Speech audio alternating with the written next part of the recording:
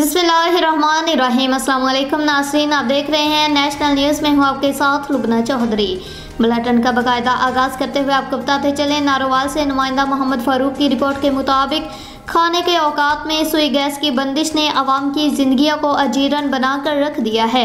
आइए देखते हैं नारोवाल से हमारे नुमाइंदे मोहम्मद फारूक की इस रिपोर्ट में। मौसमी सरमा का आगाज होते ही नारोवाल भर में खाने के औकात में सुई गैस की बंदिश और लोड शेडिंग ने आवाम की जिंदगियों को अजीरन बना दिया है, जिससे सार्फिन की मुश्किलात में इजाफा हो गया। शहरी मोहम्मद वकास, मनीर अहमद, सुल्तान और हाजी इस्माइल वगैरह ने मीडिया नुमाइंदगान को बताया कि खाना पकाने के औकात में गैस की लोड शेडिंग या प्रेशर कम होने की वजह से जिंदगी मुतासर हो गई है। स्कूल और कॉलेजेस जाने वाले तुलबा और तालिबात भूखे जाने पर मजबूर हैं। सरकारी मुलाजमीन और कारोबारी हजरात की मुश्किलात में भी इजाफा हो गया है।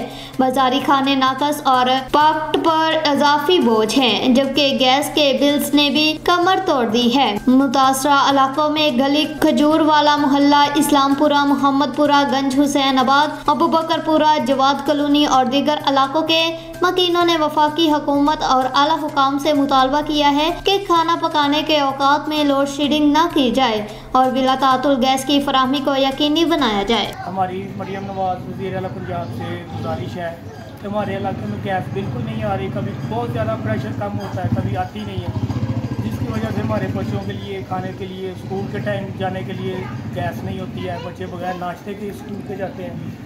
हम गुजारिश करते हैं हुकूमत से कि भी ये मसला जो है गैस का, इसको बहुत जल्दी क्लियर करें और हमारा और हमारे बच्चों के लिए खास ख्याल रखें।